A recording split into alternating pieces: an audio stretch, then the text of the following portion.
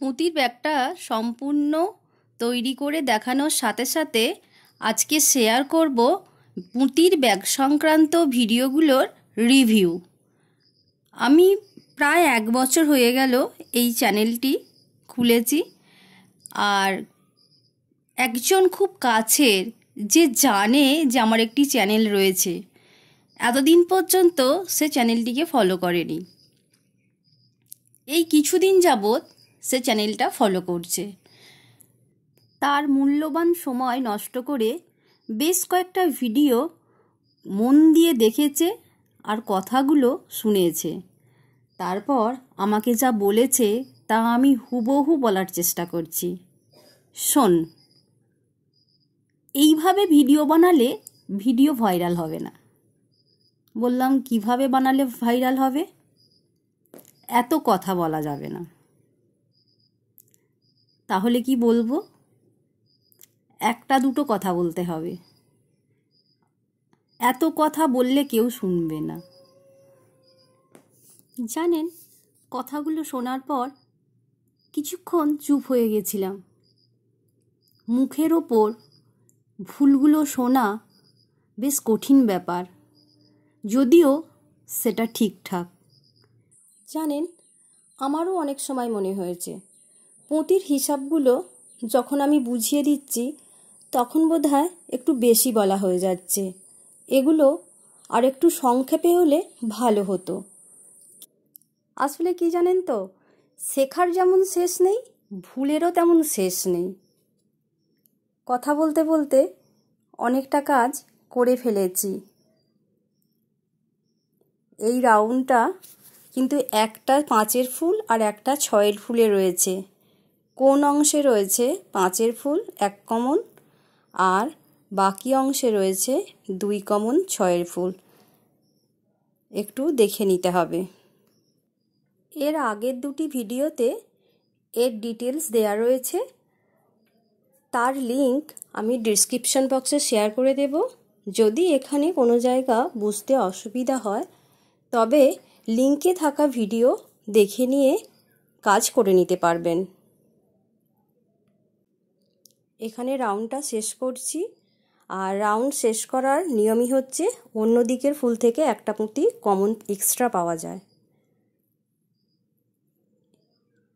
এবার পরের রাউন্ডে যাচ্ছি। এই রাউন্ডটা কিন্তু আর ব্যাগটাকে বড় করার জন্য নয়, দুটি পার্টকে জোড়ার জন্য তৈরি করছি। এটা 4-এর ফুলের রাউন্ড।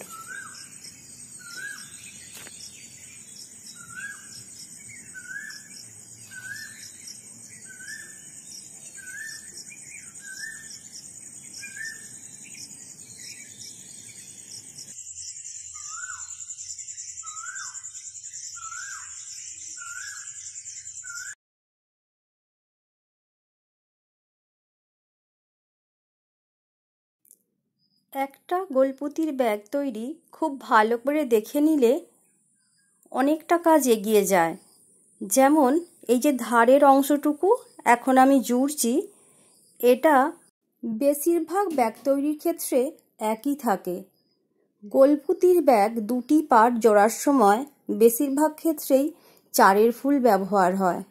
6-এর ফুল ব্যবহার হয়, তবে সেটা খুব কম ক্ষেত্রে। তাই এই অংশটা একটু ভালো করে দেখে নিলে আর বারবার দেখতে হবে না। এবার ডিজাইনগুলো বুঝে নিলেই ব্যাগটা তৈরি করা সহজ হয়ে যাবে।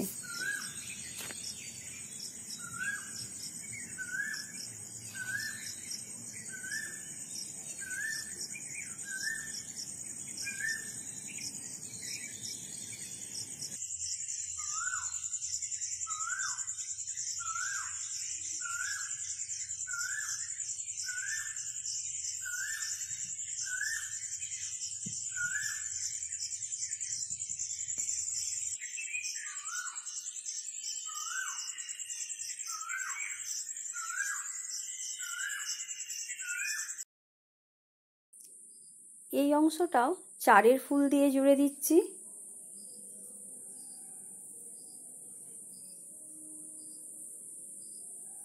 এখানে নিজের প্রয়োজন মতো জায়গা ছেড়ে রাখতে হবে চেইন বসানোর জন্য।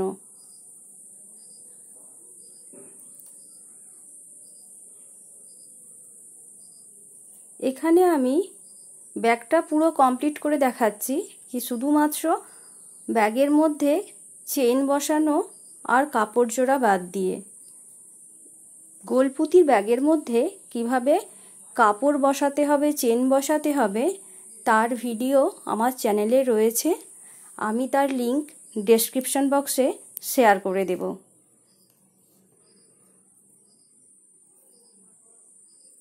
আশা করি এই পর্যন্ত আপনাদের বুঝতে কোনো অসুবিধা হয়নি। এরপরও কিছু জানার থাকলে কমেন্ট সেকশনে লিখে জানাবেন। আজ এই পর্যন্তই। দেখা হবে নতুন আরও একটা পুঁতির ব্যাগের ভিডিও নিয়ে পরের এপিসোডে। ততক্ষণের জন্য টাটা।